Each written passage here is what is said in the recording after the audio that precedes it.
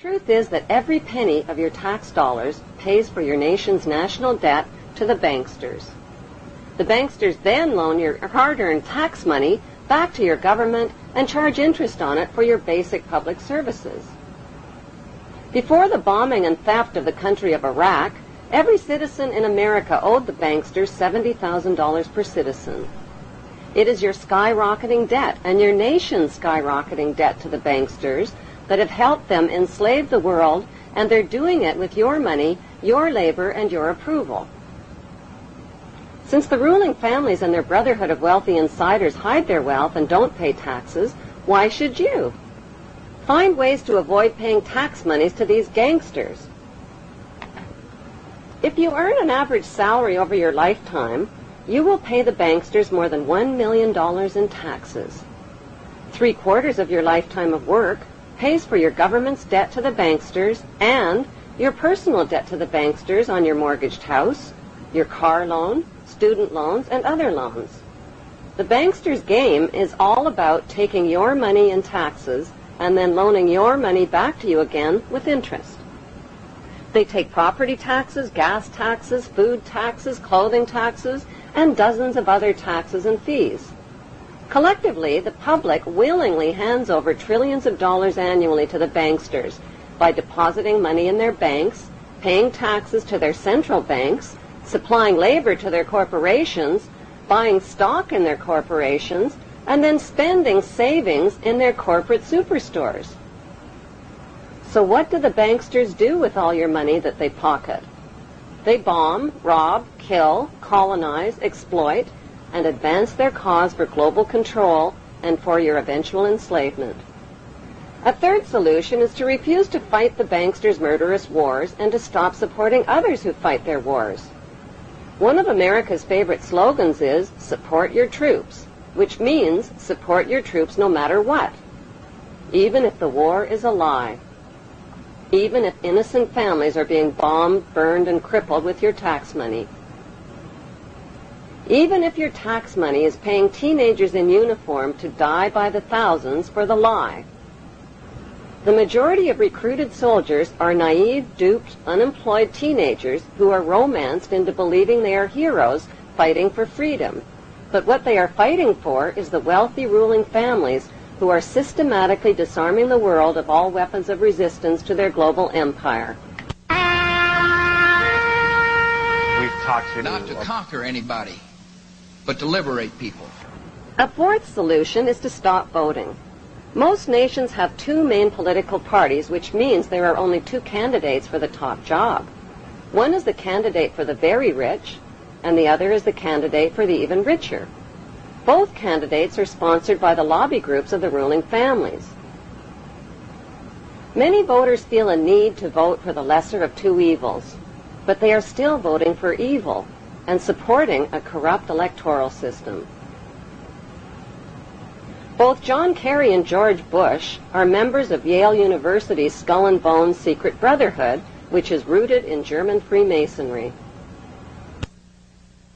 Not only are Bush and Kerry Skull and Bonesmen, they are also descendants of British royalty, the black nobility, and the Hebrew tribes of Israel. A fifth solution is to stop obeying laws designed to disempower you. The success of the ruling families depends on your obedience of their laws that they make and break, including the 10 Commandments. A sixth solution is to buy small and think big. Stop shopping at corporate superstores like Walmart or corporate grocery chains which are owned by the ruling families and their affiliates. Buy from small businesses and farmers markets.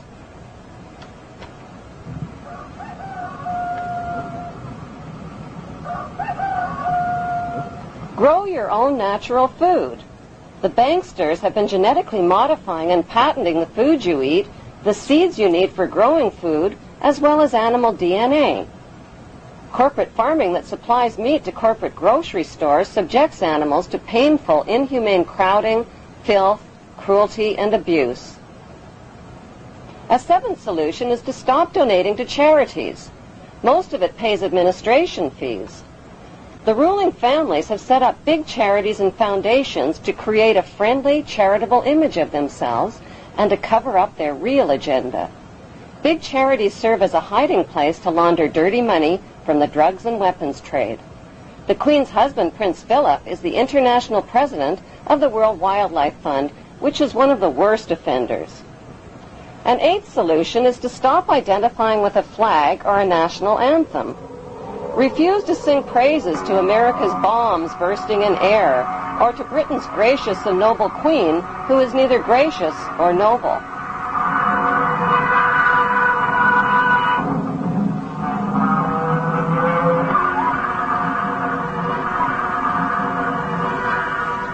A ninth solution is to refuse to recognize the illegitimate claims of the ruling families to your nation's water, land, resources, railways, airlines, power companies, health plans, and other publicly held properties that they have been busy privatizing while you were sleeping. The ruling families have been stealing your nation's land and resources through corporate privatization, which means they've been buying up your nation's publicly owned property. And where is it all leading? To an eternal world empire in which the power of these ruling families can never be challenged, and the earth and all living things will be helplessly at their mercy.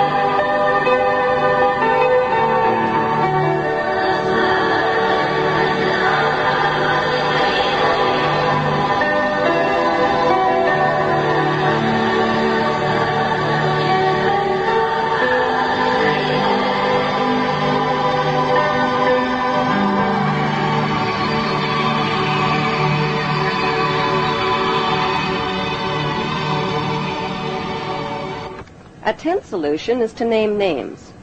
Focus the blame where it belongs, on the ruling families, not on their faceless corporations. Corporations like WorldCom, Enron, Merrill Lynch, and Halliburton are owned by real people with real names and real faces. The general public is deceived into believing that ordinary people who invest and buy shares in these giant corporations actually own them. Nothing could be further from the truth. The only shares that really matter are the Class A shares, all of which are owned by the ruling families. Their hand-picked lackeys who sit in for them as company directors get shuffled around like packs of slippery cards. The 11th solution is to reject the propaganda that keeps you passive. Bible believers are taught that an apocalypse and the reign of a satanic world ruler are inevitable because the Bible says so. Don't protest, don't resist, be passive. These messages are repeated over and over again to millions of Bible believers worldwide. Since the ruling families view religion as the opiate of the masses, they provide funding for organized religion worldwide. Christians, Muslims, and Jews have been tricked into praising their god Amen at the end of every prayer. A 12th solution is to arrest the Committee of 300 ruling families for their